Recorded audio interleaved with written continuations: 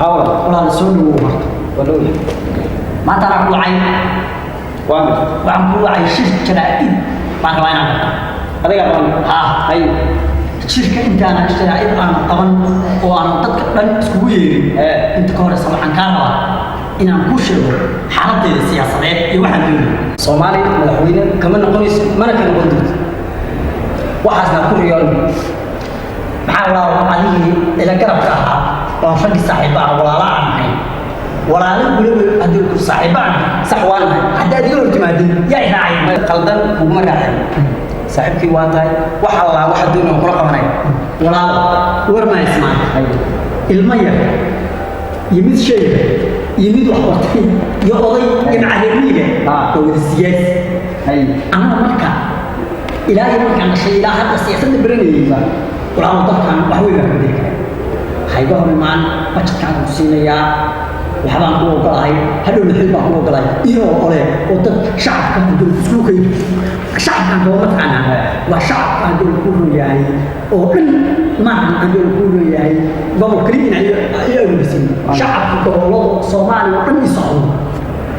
وكم يوم سياسية وأخبار غير عني صح فارزة العب هذا إيش مدحوينها مدحوين كنت برلمان أنا يوصل هذا فهذا أنا يقفلي وكان يقول رحمه هاي فرق مقابلات قرآن سكويري إن سوس سلطة هاي تذكر ولا إنه هاي الكوميديا اللي هو Somali الكوميديا أنا قاعد طيب قول بسبايا أروح كستاو واسيا صار ولا الله تخير الله بسيط حامل وديا أنا وصوب السيار إربع من تذكر دول تذكر يدي أصلا أقول ما أنا أقول والله ما نبي أيه يعني يصوب سلبس كي يصوب سيار أيه ساسا ما هاي ساسا شو السلام عليكم قيادة شرطة الأهلية العالية السلامية حان معايا مدحوينها معايا إلى مسجد وين ساعات المرة ساعات المرة مدحوينها سوكريا بحاول ساعات المرة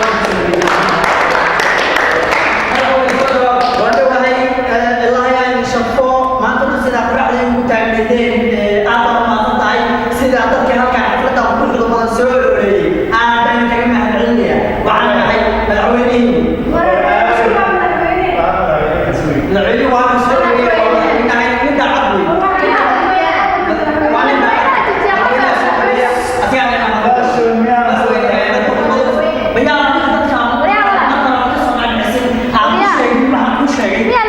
ما مدحوينها تشيحن با مدحوينها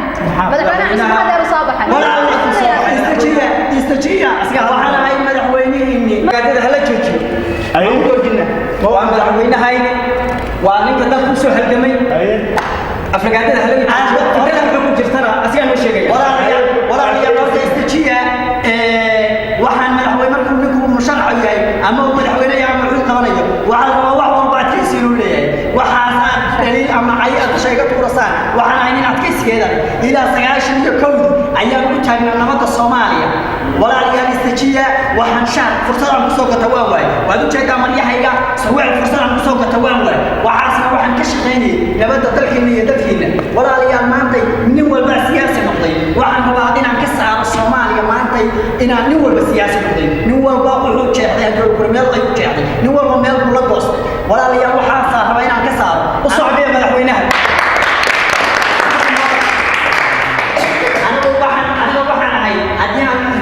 قوانين سوشيالو مرة هوري أنا واحد صار من الجميع كل كيفه سيدا كم واحد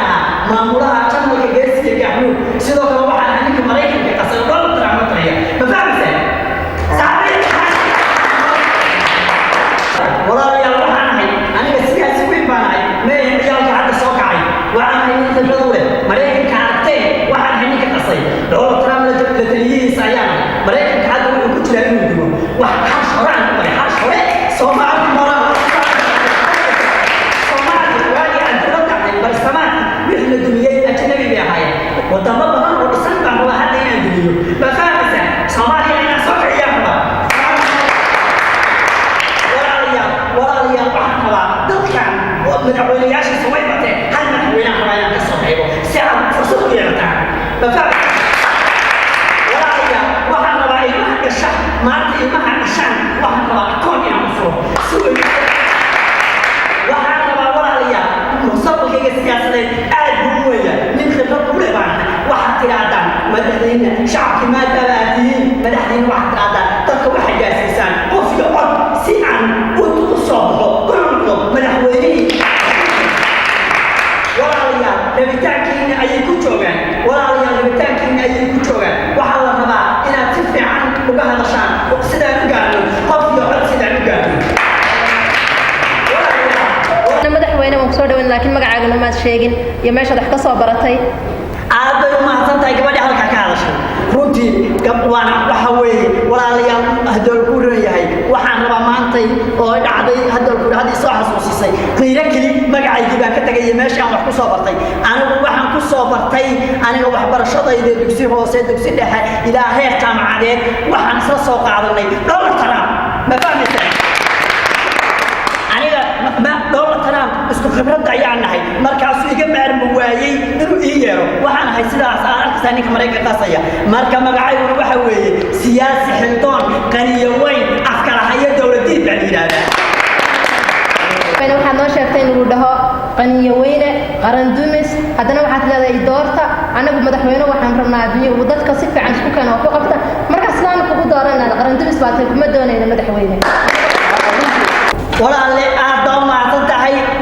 gabdhaha Soomaaliyeedna maskaxda ku jira waa waxa loo xaqiray waxaan xilkiina idin siinaya gabdhaha Soomaaliyeed maanta waa la xaqiray waxaan rabaa xilif fiican inaan gaarsiiyo anigana magacaan qaniyo weyn dowladdiidka afkala hayaa dadka jinni ah dadka ay bixiyeen ee nin daacadaan ahay ma fahmaysaan nin daacadaan ahay maxaad iga dalban lahaydeen maadaama aan ku soo baxo xilka waan ku soo baxaya insha Allah waan rajaynayaa haddii maadaama lagu doortay maxaad u qaban Hirshabeelle madaxweyne haddaad soo baxayd maxaad u qabanaysaa Puntland madaxweyne markii lagu doorto galmudug maxaad u qabanaysaa madaxweyne haddaad soo baxayd Khartoum maxaad u qabanaysaa mudane madaxweyne maadaama aan ku dhisayno Jubbaland maxaad u qabanaysaa madaxweyne markii lagu doorto soo baxdo koonfur galbeed maxaad u qabanaysaa madaxweyne Somaliland caqabadaha ku jirto haddii haddaad ku guulaysato xilkaada maxaa leedahay waan ka bedelayaa masaa ka qabanaysaa maadaama madax hore ay kaa sii horeysay waxbana Soomaaliya ka bedeli waysa aad baa u mahadsantihiin dhammaantiin ilaahay ha idin sharfo dhammaantiin hadoolku waxay tihiin dad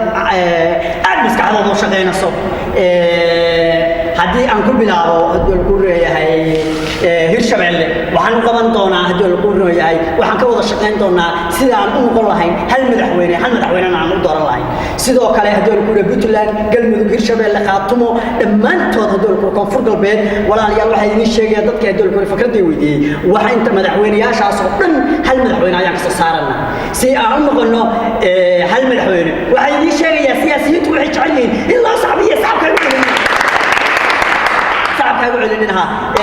Somaliland waxay idin leeyahay adigana walaal dagaalka naga daay ana habeeni hawsha ma fahamsan saxbi maxay haddana hadoolku shirkayga dambe insha Allah idinkana ii soo duceeya ducadana igu dara